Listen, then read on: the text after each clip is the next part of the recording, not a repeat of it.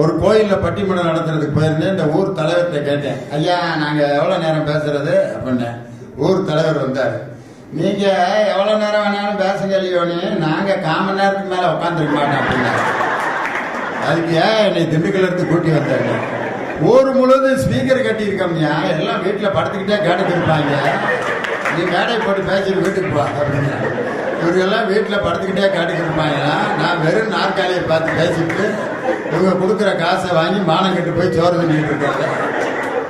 6வது சீட்டு பக்கத்தில் சிவப்பு பட்டன் இருக்கேன், அதை அமுக்கு ஒரு டப்பா வரும், அதில் துப்பிருட்டான். இப்படி ஒரு பட்டன் ஃப்ளைட்டில் கிடையவே கிடையாது. சும்மா வாய்க்கு வந்ததை அடிச்சு டுபாக்கு விட்டாங்க. அந்த வெத்தலை போட்டது பிளைட்ல கொடுத்த 2 கட்டிங்க வேற அடிச்சிருக்கேன். அதனால அரை போதை வேற. அப்படியே வந்தேன். 6வது சீட்ல ஒரு அம்மா பெரிய குங்குமம் போட்டு வச்சு அப்படியே தூங்கிட்டு இருந்துச்சு. அவனுக்கு அதுதான் பட்டன் மாதிரி தெரிஞ்சிருக்கு. ஓங்கி குங்குமம் போட்டு அமைச்சிருக்கேன். அந்த அம்மா ஐயோ வாயை பார்த்தா அவனுக்கு வெத்தலை துப்புற டப்பா மாதிரியே இருக்கு. வாய்க்குள்ள துப்பிட்டேன் அம்புட்டு. அந்த அம்மா 15 தடவை வாந்தி எடுத்து குளுக்கோஸ் ஏற்றிட்டு இருக்காங்க. அந்த அம்மா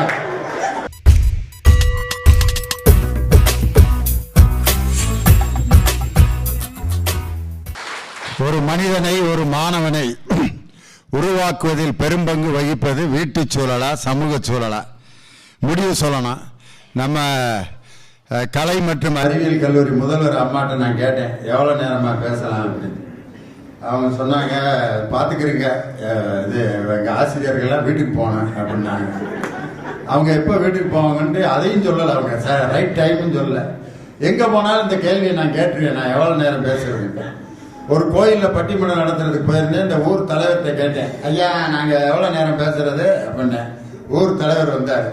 நீங்கள் எவ்வளோ நேரம் வேணாலும் பேசுங்க இல்லையோன்னு, நாங்கள் 1/4 மணி நேரத்துக்கு மேலே உட்காந்துருக்க மாட்டோம் அப்படின்னாரு. அதுக்கு ஏன் என்னை திண்டுக்கல்ல இருந்து கூட்டி வந்தாங்க. ஊர் முழுவதும் ஸ்பீக்கர் கட்டியிருக்கோம்யா, எல்லாம் வீட்டில் படுத்துக்கிட்டே கேட்டுட்டு இருப்பாங்க, நீ மேடை போட்டு பேசிட்டு வீட்டுக்கு போ அப்படின்னா. இவங்கெல்லாம் வீட்டில் படுத்துக்கிட்டே கேட்டுட்டு இருப்பாங்களா, நான் வெறும் நாற்காலியை பார்த்து பேசிட்டு இவங்க கொடுக்குற காசை வாங்கி மானம் கட்டு போய் சோறு பண்ணிட்டு இருக்காங்க. ஒரு கலைஞனுக்கு மேடையில் போத்துற பொன்னாடையோ நினைவு பரிசோ கவரில் கொடுக்குற பணமோ போறதுக்குள்ள செலவாயிடும். ஒரு கலைஞர் நிரந்தரமா மேடையில் இருக்கிறோம்னா ரசிகர்களின் சிரிப்பொலியும் கரவொலியும் எந்த கலைஞனுக்கு கிடைக்குதோ அவன் தான் நிரந்தரமா இருக்கும். உதாரணத்துக்கு இதை கற்றுக் கொடுத்தது, மேடை பேச்சை எப்படி கையாள வேண்டும் என்று கற்றுக் கொடுத்த எத்தனையோ மேடை பேச்சாளர்களுக்கு மத்தியில் ஒரு வார்த்தை எப்படி இருக்க வேண்டும், தமிழை எப்படி உச்சரிக்க வேண்டும் என்று எனக்கெல்லாம் கற்றுக் கொடுத்தவர் என் தமிழாசிரியர் பெரும்புலவர் ராமசாமி. 9th படிக்கும் போது என்னுடைய ராமசாமி ஐயா பாடம் நடத்துற முறை எப்படி இருக்குன்னா, அண்ணா மதுரை பல்கலைக்கழகத்தில் ஆற்றிய பட்டமளிப்பு விழா பேருரை அப்படின்னு ஒரு பாடம் இருந்துச்சு. அந்த பாடத்தை மற்ற தமிழாசிரியர்கள் வந்து அண்ணாவை பற்றி சொல்லிட்டு அந்த பாடத்தில் சொல்லப்பட்ட கருத்துக்கெல்லாம் சொல்லுவாங்க. ஆனால் என் தமிழாசிரியர் அண்ணாவை போலவே அதே குரலில் அந்த பாடம் முழுவதையும் பேசி நடித்து எனக்கு அந்த வகுப்புல சொல்லி காமிச்சார். அன்னைக்கு நான் அவரை பார்த்துட்டு அப்படியே அண்ணா மாதிரி பேசணும்னு ஆசைப்பட்டேன். இன்னைக்கு அவர் வகுப்புல பேசின அந்த வாக்கியம் இன்னும் என் மனசுல அப்படியே பதிஞ்சிருக்கு. அண்ணா பேசும்போது பொடி போடுவாரா, பொடி போடுற இடைவெளி எப்போ போடுறாருன்னு கண்டுபிடிக்கவே முடியாதான், பொடி போட்டுக்கிட்டே பேசுவாராம். அதை எங்க தமிழாசிரியர் செஞ்சு காமிச்சார். எப்படி செஞ்சாருன்னா, நான் இப்ப பேசுறேன், அண்ணா எப்போ பொடி போட்டாருன்னு நீங்க கண்டுபிடிக்க பார்ப்பான். ஆய்ந்தறிதல் வேண்டும், அதற்கேற்ற அஞ்சாமை வேண்டும், என்றேல் சிந்தனையை சிறைப்படுத்தி விட்டு கொடுமையை கோலோச்ச செய்வதற்கு உடந்தையாகி விடுவோம். பட்டம் பெற்றிடுகிட்டு பாராட்டுக்குரிய பட்ட வெதற்கு காட்டி கழித்திடவா, அன்றி பணி செய்த கிடைத்திட்ட ஆணை என கொண்டிடவா. உள்ளி கலாபமையில் தோகைகளை தாடுவது எதற்காக, பிறர் காண்பதற்காக, பிறர் மகிழ்வதற்காக. பாக்கெட்ல இருந்து பொடி மட்டை எடுத்து பொடியில இருந்து பொடியை எடுத்து இந்த கையில வச்சு அதை இந்த கேப்ல வச்சு 2 கையிலையும் ஆக்ஷன் பண்ணி இந்த கையில இந்த கேப்ல இருக்கிற பொடிய அப்படின்னு உறிஞ்சிருவாரு அண்ணா. ஆனா தொண்டர்கள் கண்டுபிடிச்சிருவாங்க, அண்ணா பொடி போட்டாரு, இன்னும் 1 மணி நேரம் ஓடும்டார் தமிழ். பொடி போடும் இடைவெளியில் கூட தமிழன் தமிழ் கேட்க மறக்க கூடாது என்று பேசிய அண்ணாவை எனக்கு அறிமுகப்படுத்தியவர் என்னுடைய தமிழாசிரியர் பெரும்புலவர் ராமசாமி.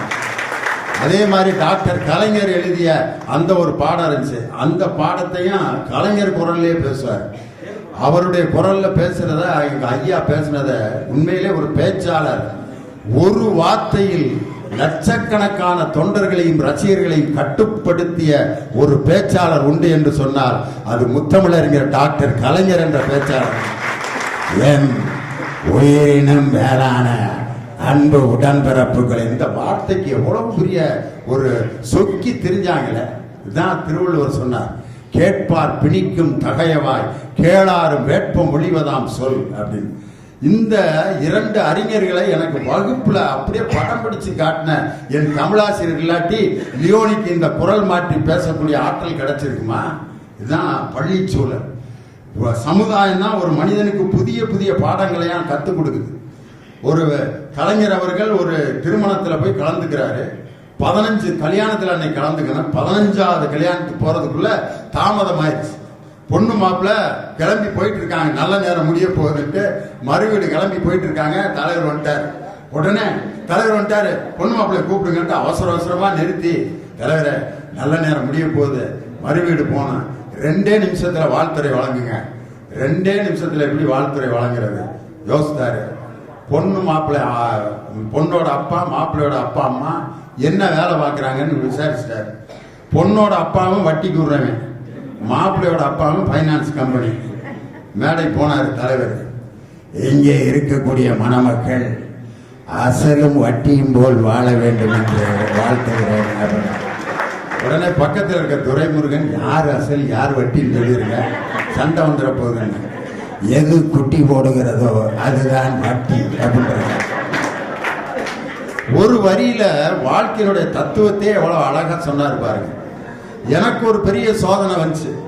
என்னன்னா, மோகன்தாஸ் ஒரு எழுத்தாளர், குவைத்தில் இருக்கிற எழுத்தாளர், அவர் ஒரு நூல் வெளியிட்டார். அந்த நூல் வெளியிட்ட இடம் கர்நாடக சபா சென்னையில். அது ஒரு 10-15 வருஷத்துக்கு முன்னாடி. அப்ப ஜி.கே. மூப்பனார் ஐயா இருக்காங்க, ஜெயகாந்தன் இருக்காரு. மூப்பனார் அந்த நூலை வெளியிடுறாரு, ஜெயகாந்தன் முதல் நூலை வாங்குறாரு. வாழ்த்துறை வழங்குறதுக்கு யார் யார் உட்கார்ந்துருக்கணும்னா, சொல்வேந்தர் சுவி சிவம், நடிகர் விவேக், ஒய்ஜி மகேந்திரன், நானு. எனக்கு பக்கத்தில் ஒருத்தர் உட்கார்ந்தார். எல்லாம் அவர் யாருன்னு எனக்கு தெரியுது, ஆனால் கண்டுபிடிக்க முடியல. அப்புறம் பக்கத்தில் உட்காந்தோன்னே, வணக்கம் லியோனே, நான் உங்களுடைய ரசிகர்னாரு. ஏன்னா இவ்வளோ பெரிய ஆளாக இருக்காரு, ஆனால் யாருன்னு தெரியல, யாருன்னு கேட்கவும் வெட்கமாக இருக்கேன்ட்டு. அப்புறம் அவரே அறிமுகப்படுத்திட்டார், எழுத்தாளர் சுஜாதா நான்.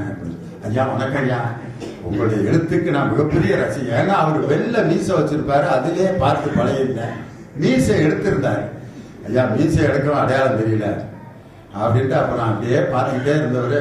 எல்லாரும் பேசிட்டாங்க. கடைசியா நான் தான் பேசினேன். தென்கட்சி சுவாமிநாதன் அப்ப பேசிட்டு இருக்காரு. அப்ப நூலை வெளியிட்ட மூப்பனாரு யாரு பேசுறப்பையும் அவர் ஒருத்தர் மட்டும் சிரிக்கவே இல்லை. கூட்டமே சிரிச்சுக்கிட்டு இருக்கு, மூப்பனார் மட்டும் பார்க்க போடல, அப்படியே உட்கார்ந்தாரு. சுஜாதா எனக்கு ஒரு பரீட்சை வச்சார். லியோனி, நீ அடுத்து பேச போற, மூப்பனாரு நீ எப்படியாவது சிரிக்க வைக்கணும், உன்னையால முடியுமா அப்படின்னாரு. என்னையா இப்படி ஒரு பல பரீட்சையா எனக்கு, ஏதோ முயற்சி பண்ணி பாக்குறேன் ஐயா. இல்லடா சுஜாதா நமக்கு இப்படி ஒரு டெஸ்ட் வச்சுட்டாரு அப்படின்ட்டு மேடைக்கு போனேன்.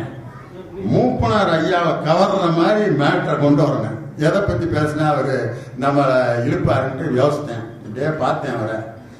2 தஞ்சாவூர்காரங்க முதல்ல சிங்கப்பூருக்கு பிளைட்ல போனாங்கன்னு. தஞ்சாவூர் இப்படியே பார்த்தாரு, ஏன்னா அவர் ஏரியா. கொஞ்ச நேரம் இப்படி பார்த்தவரு.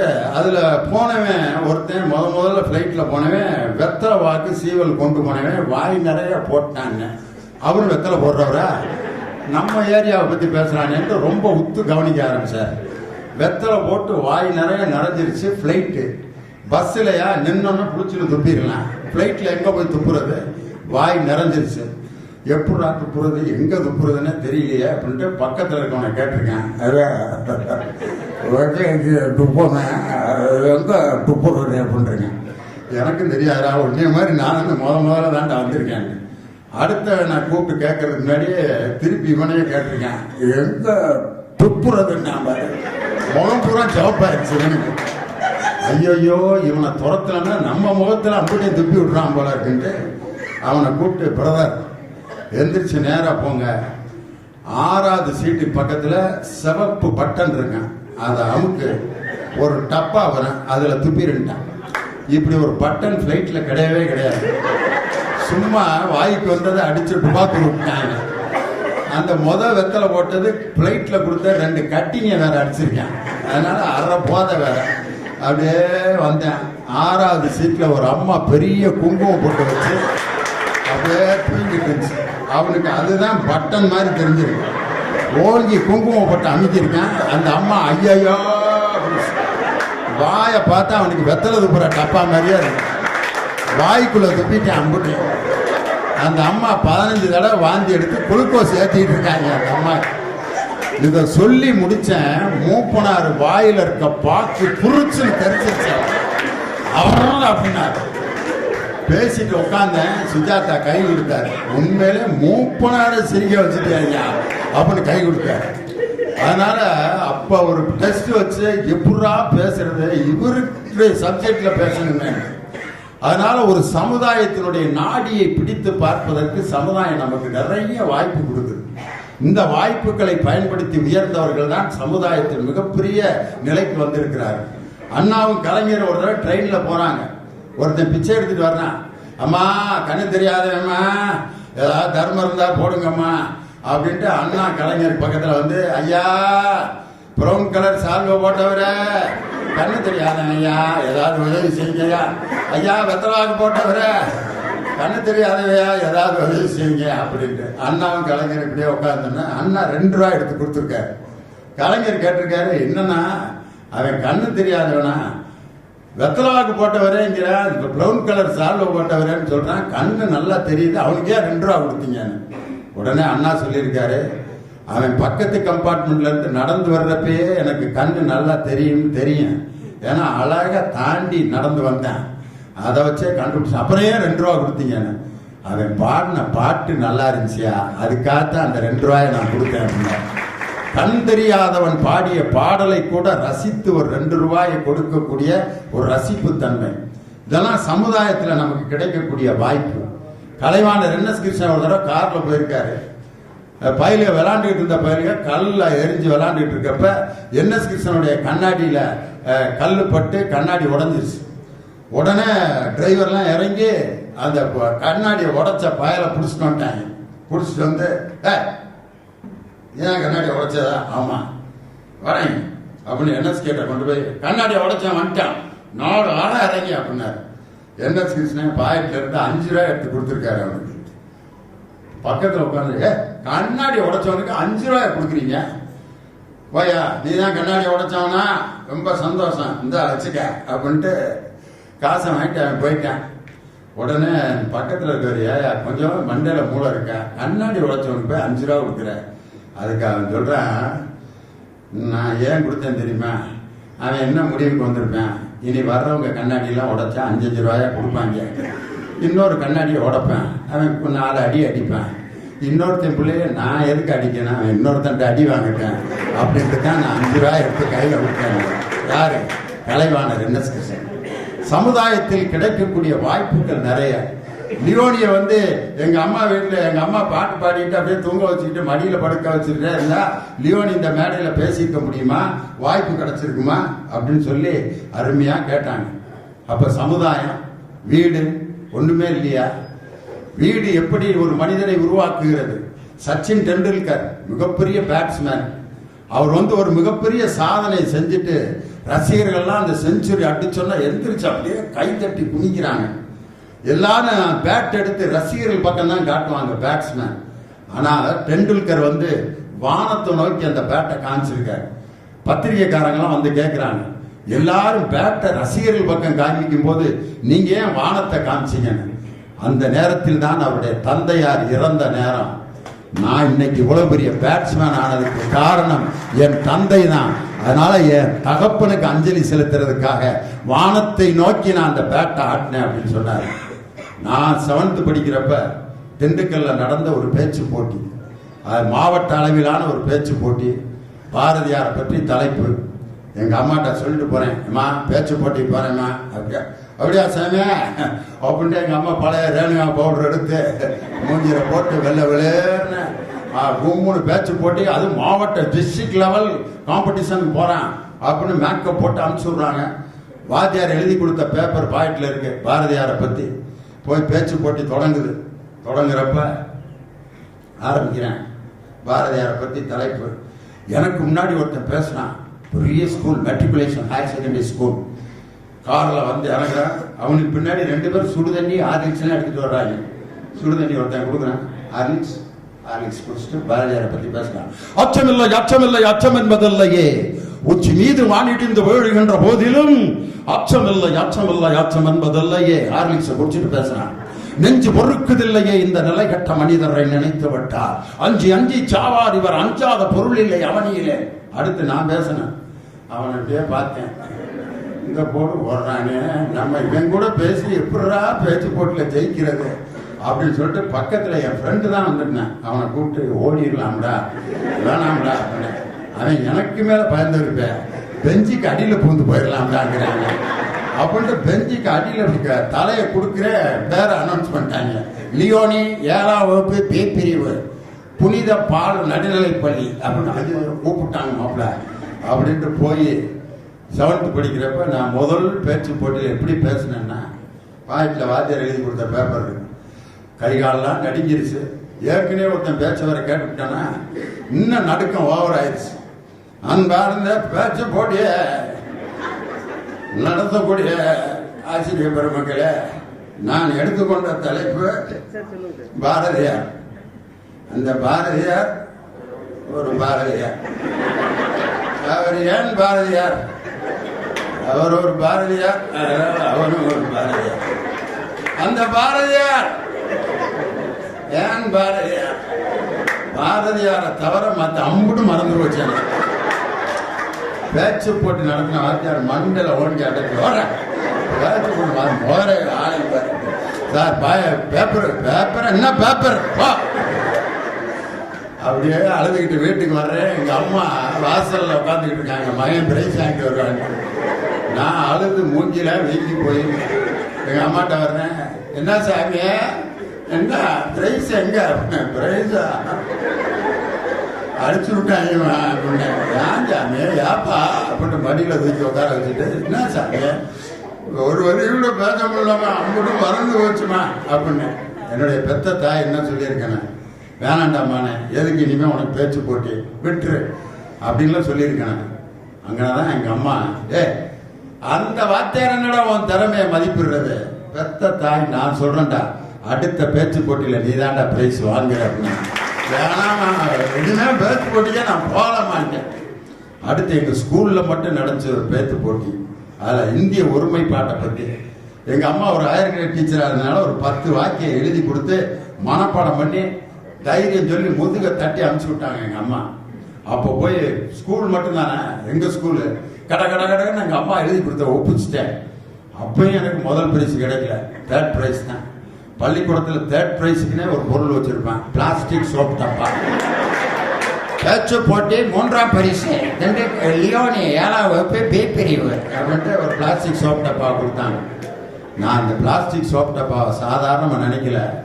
1996ஆம் ஆண்டு அகில உலக அமெரிக்க தமிழர்கள் ஒரு மாநாடு நடத்தினாங்க பிட்ஸ்பர்க்ல. அங்க கூடிய ஒரு 5000 அமெரிக்க தமிழர்களின் முன்னால் லியோனி சிறப்புரை ஆற்றும் போது என் கண் முன்னால வந்தது அந்த பிளாஸ்டிக் சோப் டப்பா தான். அன்னைக்கு அந்த 7ஆம் வகுப்பு படிக்கும் போது எனக்கு கிடைச்ச அந்த தைரியம் கொடுத்த அந்த பிளாஸ்டிக் சோப் டப்பா. அது கொடுக்கலன்னா லியோனி பேச்சாளரா வந்திருக்க முடியுமா? வீட்டில் கிடைக்கக்கூடிய அந்த அடிப்படை நம்பிக்கை, அதான் விஜயகுமார் பேசுறாரு. வீட்டுக்குள்ளேயே ஒரு மனிதன் முடங்கி இருந்தால் அவனுடைய திறமை எப்படி சமுதாயத்துக்கு வரும்? நான் எங்க அப்பா வீட்டுல இருந்து என்னை சர்ச்சு கூட்டு போவார் காலையில. எங்க அப்பா ஒரு மிலிட்டரி மேன், எக்ஸர்வீஸ் மேன். அதனால 5 மணிக்கெல்லாம் எங்களை எழுப்பிடுவாரு. எங்க அப்பாவை திட்டி தீர்ப்பான், மனுஷனாயா நீ, ஏன் மிலிட்டரியில ஒன்னையே எழுப்பிட்டாங்க, எங்களை ஏன் அப்படி கொடுமைப்படுத்துற? அது டிசம்பர் மாசம் காலையில 4:30 எழுப்பி துண்டை பொத்தி ஃபாலோ மீ சர்ச்சுக்கு. எங்க அப்பா பின்னாடியே திட்டிக்கிட்டே தான் போவான். மனுஷனா இவருக்குலாம் ஏதாவது காய்ச்சல் வீச வராதடா, ஒரு வாரம் டிங்கு காய்ச்ச மாதிரி வந்து படுத்தாருன்னா நம்ம நிம்மதியா வீட்டுல தூங்கலாமேலாம் நினைப்பான். அப்ப அந்த சர்ச்சுக்கு போறப்போ ஒரு தடவை தூக்க கலக்கத்துல எங்க சர்ச்சுக்கு பக்கத்துல ஒரு கடலை மண்டி இருக்கு. அதுல போய் நாங்க உட்காந்துட்டோம், நானும் எங்க அண்ணனும் உட்காந்து பார்த்தோன்னா கடலை நிறுத்துக்கிட்டு இருக்காங்க. என்னடா சர்ச்சை கடலை மண்டிக்கு வாடகைக்கு விட்டாங்களா, அதுக்குள்ளேயா வியாபாரம் ஆயிருக்கேன் அப்படின்னு பார்த்தோன்னா எங்க அப்பா மண்டலை தட்டி, இங்கேயாண்டா வந்தீங்க போங்கடா அப்படின்ட்டு கூப்பிட்டு வந்து சர்ச்சில் உட்கார வைக்கிறாரு. ஃபாதர் பூச ஆரம்பிக்கிறார். ஆண்டவர் உங்களோடு இருப்பாராக, தூக்க காலத்தில் எங்கேயோ இருந்துட்டு போறாரு, எங்களுக்கு உங்களோட இருப்பாராக, இதயங்களை மேலே எழுப்புங்க, எங்க போய் எழுப்புறது தூங்கி வலிஞ்சு அந்த பூசையை பார்த்துட்டு இருப்பான். பூசை முடிஞ்சு வெளியில வந்தோடனே சர்ச்சில் பாட்டு போடுவாங்க, அருமையான கிறிஸ்தவ பாட்டெல்லாம். எந்த காலத்திலும் எந்த நேரத்திலும் நன்றியால் உம்மை நான் துதிப்பேன், இயேசுவே உம்மை நான் துதிப்பேன் துதிப்பேன், எந்த வேளையிலும் துதிப்பேன். சர்ச்சில் போடுவாங்க பாட்டு. எங்க திண்டுக்கல் சர்ச்சை நீங்க வந்து பாத்தீங்கன்னா சர்ச்சுக்கு பக்கத்திலே வெள்ளை விநாயகர் கோயில் சர்ச்சை ஒட்டி இருக்கும். மார்கழி மாசம் அங்க பாட்டு போடுவாங்க. மண்ணானாலும் திருச்செந்தூரில் மண்ணாவேன், ஒரு மரமானாலும் பழமுதிர் சோலையில் மரமாவேன், ஒரு கல்லானாலும் தணிகை மலையில் கல்லாவேன், வெறும் புல்லானாலும் முருகன் அருளால் பூவாவேன், நான் மண்ணானாலும் திருச்செந்தூரில் மண்ணாவேன். அந்த பாட்டையும் கேட்பேன். அடுத்த சர்ச்சில் அடுத்த பாட்டு மாறினான். தேங்கினி மயிலும் இயேசுவின் நாமம் திவ்ய மதுரமாமே, அதை தேடியே நாடி ஓடியே வருவீர் திருச்சபையானோரே, தேங்கினி மயிலும் இயேசுவின் நாமம் திவ்ய மதுரமாமே. விநாயகர் கோயில் அடுத்த பாட்டு. குன்றத்திலே குமரனுக்கு கொண்டாட்டம், அங்கே குவிந்ததம்மா பெண்கள் எல்லாம் கொண்டாட்டம் கொண்டாட்டம், குன்றத்திலே குமரனுக்கு கொண்டாட்டம். நடந்து வந்துட்டு இருப்பேன், ஐயப்பன் கோயில்ல ஐயப்ப பஜனை பாட்டு. பகவான் சரணம் பகவதி சரணம் சரணம் சரணம் ஐயப்பா, பகவதி சரணம் பகவான் சரணம் சரணம் சரணம் ஐயப்பா, பகவானே பகவதியே. இன்னும் கொஞ்சம் தள்ளி வருங்க, ஒரு டீ கடை வச்சிருப்பார் பாய், KMK காஃபி பார். அவர் பாத்தீங்கன்னா நாகூர் அனிஃபாவோட பாட்டை காலையில போடுவாரு 6-6:30. இறைவனிடம் கையேந்துங்கள், அவன் இல்லை என்று சொல்லுவதில்லை, பொறுமையுடன் கேட்டு பாருங்கள், அவன் பொக்கிஷத்தை மூடுவதில்லை, இல்லை என்று சொல்லும் மனம் இல்லாதவன், ஈடு இணை இல்லாத கருணை உள்ளவன், இன்னல் பட்டு துயரங்களை கிள்ளி எறிபவன், எண்ணங்களை இதயங்களை பார்க்கின்றவன், இறைவனிடம் கையேந்துங்கள், அவன் இல்லை என்று சொல்லுவதில்லை.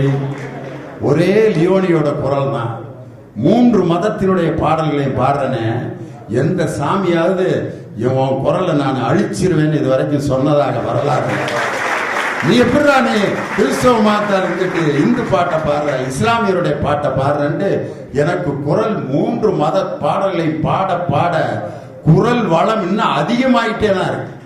இதுதான் இந்தியா.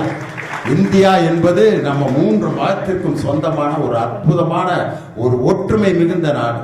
இந்த விநாயகா மிஷன், உண்மையிலே இந்த விநாயகா மிஷன் அவரை வச்சே தீர்ப்பு சொல்லிடலாம். சிவபெருமான் வீட்டில் நடந்த பிரச்சனை, நாரதர் ஞான பழத்தை கொண்டு வந்து பேசாம அந்த ஆள் வாடி சாப்பிட்டு போயிருக்கலாம்ல. நாரதர் நான் ஞான பழம் சாப்பிட்டாச்சு விடு அப்படின்னு வந்து ஒரு குடும்பத்துல பிரச்சனையை உண்டு பண்றாரு.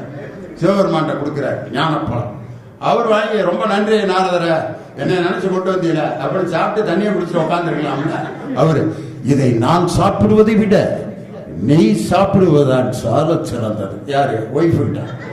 சரி, அந்த அம்மா வந்து புருஷன் நம்மளுக்கு பிரியமா கொடுத்தாருன்னு வாங்கி சாப்பிட்டு போய் துண்டை போட்டு தூங்க வேண்டியதான அந்த அம்மா, இது எனக்கு வேண்டாம், நமது பிள்ளைகளுக்கு கொடுத்து விடுங்க, ஆளுக்கு பாதியாக பிரித்து கொடுத்து விடலாம். நாரதர் என்று பிரிக்கக்கூடாது, யாராவது ஒருவருக்கு தான் முழுமையாக தர வேண்டும். உடனே போட்டி வைப்பதிலே நீங்கள் சிறந்தவர் ஆயிற்று, எங்கே நமது பிள்ளைகளுக்கு ஒரு போட்டி வையுங்கள் அப்படின்னு. யாரு? சிவபெருமான். யார் உலகத்தை முதலில் சுற்றி வருகிறீர்களோ அவர்களுக்குத்தான் இந்த ஞானப்பழம். உடனே முருகன் டென்ஷன் பார்த்து சின்னமையன், அவரு நம்ம ஐயா மாதிரி சின்னமையன் டக்குன்னு அவருடைய வாகனம் மயில் டக்குன்னு எடுத்தாரு. ஒரு நொடியில் உலகத்தை சுற்றி வருகிறேன். விநாயகர் அவருடைய வாகனம் மூஞ்சிரு, அதுக்கு அது மேல உட்காந்து என்னைக்கு உலகத்தை சுத்துறது. அவர் கேட்கிறாரு, பிரதர் போலாமா அப்படின்றாரு. உன்னைய தூக்கிட்டு நான் உலகம் முழுவது நான் என்னைக்கு நடந்து தூக்கிட்டு போயிட்டு வர்றது, வேற ஏதாவது வேலை இருந்தா பாருங்க அப்படின்னு விநாயகர் உடனே யோசிக்கிறார். உடனே எப்படியாவது நம்மளும் பிரைஸ் வாங்கணும்டான்ட்டு உடனே நாரதர்கிட்ட வர்றாரு. இங்க நாரதர் வேலையை கரெக்டா பாக்குறாரு. உலகம் என்றால் என்ன, அம்மையப்பன் என்றால் என்ன, எனக்கு தெரியாது இருக்கலாம்ல இருந்தாரு. உடனே இவரு உலகம் என்றாலும் அம்மையப்பன் என்றாலும் ஒன்றுதான். உடனே விநாயகர், அப்படியானால் உலகத்தை அம்மையப்பனை சுற்றினார் உலகத்தை சுற்றியதாகத்தானே அர்த்தம். ஆமா ஆமா, எனவே என் அம்மையப்பனை சுற்றி நான் ஞானப்பழத்தை பெற்றுக் கொள்கிறேன் அப்படின்னு 3 தடவை ரவுண்ட் அடிச்சுட்டு மாம்பழத்தை ஞானப்பழத்தை சாப்பிட்டு இருப்பாரு. முருகன் சுத்திட்டு வருவாரு. எங்கேயும் எனக்கு ஞானப்பழம் ஒன்னே வாங்கி சாப்பிட்டு முடிக்க போறாரு. ஆஹா, எனக்கு அநீதி இழைக்கப்பட்டு விட்டது. கோபத்துல போய் அன்னைக்கு பழனி மலையில கோபத்துல போய் டென்ஷன் ஆகி நின்றவர் தான். இந்த இடத்துல நீங்க சிந்திக்கணும். விநாயக மிஷன் விநாயகர் கத்து கொடுத்தார். தாய் தந்தையை எவன் 3 முறை சுற்றுகிறானோ அவனால் உலகத்தையே சுற்ற முடியும் சொல்லி கற்றுக் கொடுத்தவர் விநாயகர். ஆனா இந்த நாங்க பேசிட்டு இருக்கிற கல்லூரி 6 படையப்பா கல்லூரி, முருகனுடைய 6 படை வீட்டை பெயராக வச்சிருக்கிற கல்லூரி. நான் இப்ப எதுக்கு தீர்ப்பு சொல்றது? விநாயகர் வீட்டு சூழல்காரர், முருகன் சமூக சூழல். யாருக்கு நான் தீர்ப்பு சொல்றது? எந்த இடத்துல விநாயகருக்கு முருகனுக்கு வித்தியாசம்? முருகனுக்கு 6 படை வீடுகள் இருக்கலாம். எந்த கோயிலுக்கு நீங்க போனாலும் முதலில் விநாயகரை தரிசித்து விட்டுத்தான் மற்ற எந்த தெய்வத்தையும் நீங்கள் தரிசிக்க வேண்டும். என்ன காரணம்? தாய் தந்தையரை போற்றியவர் விநாயகர். அதனாலதான் விநாயகர் பாருங்க எல்லா இடத்துக்கும் மேட்ச் ஆவார். பார்த்திருக்கீங்களா? பொதுப்பணித்துறை ஆபீஸ்ல விநாயகரை வச்சிருப்பாங்க, அதுக்கு பேர் பொதுப்பணித்துறை விநாயகர். நீதிமன்ற விநாயகர், உப்புக்கேணி விநாயகர் அப்படின்ட்டு உப்புக்கேணி பக்கத்துல உப்புக்கேணி விநாயகர். கோர்ட்ல உட்கார்ந்து இருக்காரு, அவருக்கு பேர் நீதிமன்ற விநாயகர். தமிழ்நாடு குடிநீர் வடிகால் வாரிய விநாயகர்னு வச்சிருக்காரு. அவர் என்ன ட்வார்டு போர்டு சேர்மன்? அவரு குடிநீர் வடிகால் வாரிய விநாயகர். வருமான வரித்துறை விநாயகர். அவர் என்ன இன்கம் டாக்ஸ் கமிஷனர். அவரு வருமான வரித்துறையில் உட்கார்ந்து இருக்கிற விநாயகருக்கு பேரு வருமான வரித்துறை விநாயகர், பொதுப்பணித்துறை விநாயகர், நீதிமன்ற விநாயகர், குடிநீர் வடிகால் வாரிய விநாயகர், உப்புக்கேணி விநாயகர். எந்த இடத்துல வேணாலும் மேட்சா இருப்பாரு. காரணம், இந்த விநாயகா என்ற பெயரை ஐயா வைத்ததற்கு என்ன காரணம்? தாய் தந்தையரை நேசிக்க வேண்டும் மட்டுமல்ல, விநாயகர் எப்படி எல்லோருக்கும் பொதுவானவரோ விநாயக மிஷன் என்பதும் எல்லா மதத்தினருக்கும் எல்லா ஜாதியினருக்கும் கல்வி கொடுக்கக்கூடிய ஒரு கல்வி ஆலயம் இது. அதனாலதான் இது உள்ள நுழையும் போதே ஒரு ஆலயத்தை பார்க்கின்ற ஒரு மிகப்பெரிய பிரம்மை நமக்கு ஏற்படுவதற்கு காரணம், இதை ஒரு கல்வி நிறுவனம் மாதிரி தெரியாது. தூரத்திலிருந்து பார்க்க வரும் பொழுது ஒரு ஆலயத்திற்குள் நுழைகின்ற ஒரு எண்ணத்தை ஏற்படுத்துவது இந்த விநாயக மிஷனுடைய 3-4 ஊர்களிலே பறந்து விரிந்திருப்பது. அதற்கு சமுதாயத்தினுடைய நோக்கம்தான் காரணம். ஆனால் அதற்கு அடிப்படையாக வீட்டு சூழல் யாருக்கு அடிப்படையாக நன்றாக அமர்ந்திருக்கிறதோ அவர்களால் தான் சமுதாயத்தில் வெற்றி பெற முடியும். ஒரு கட்டிடம் எவ்வளவு அழகான கட்டிடம், 5 மாடி 6 மாடி கூட கட்டலாம். ஆனால் அஸ்திவாரமாக இருக்கக்கூடிய தூண்களும் அந்த அடிப்படையும் சரியாக அமையாவிட்டால் எத்தனை மாடி கட்டினாலும் அது சரிந்து கீழே விழுந்துவிடும். அடிப்படையின்றி கட்டிய மாளிகை காத்துக்கு நிற்காதுன்னு கண்ணதாசன் சொன்னது மாதிரி அடிப்படையை உருவாக்கி தருவது வீட்டு சூழல் தான், வெளித்தோற்றம் தான் சமூக சூழல். எனவே ஒரு மாணவனையும் மனிதனையும் உருவாக்குவது சமூக சூழலை விட வீட்டு சூழலே என்று தீர்ப்பு சொல்லி தாய் தந்தையரையும் நம் உற்றார் உறவினரையும் நண்பர்களையும் மதித்து வாழ்வோம். அதுதான் வீட்டுக்கு நாம் செய்யக்கூடிய கடமை என்று சொல்லி அருமையான கல்வி சேவை செய்து கொண்டிருக்கக்கூடிய இந்த ஆறுபடையப்பா கல்லூரி, விநாயக மிஷன்ஸ் மற்றும் இன்று இந்த நிகழ்ச்சியை சிறப்பாக நடத்தி கொண்டிருக்கக்கூடிய எங்களுடைய திருக்குறள் செம்மல் ஐயா மணிமொழியனார் அவர்களுடைய தமிழ் ஆயத்திற்கு வருகை தந்த என் உயிரினும் மேலான ரசிக பெருமக்களுக்கும், ஐயா அவர்களுக்கும், அம்மா அவர்களுக்கும், பேராசிரியர் பெருமக்களுக்கும் அனைவருக்கும் நன்றி கூறி விடைபெறுகிறேன். நன்றி, வணக்கம்.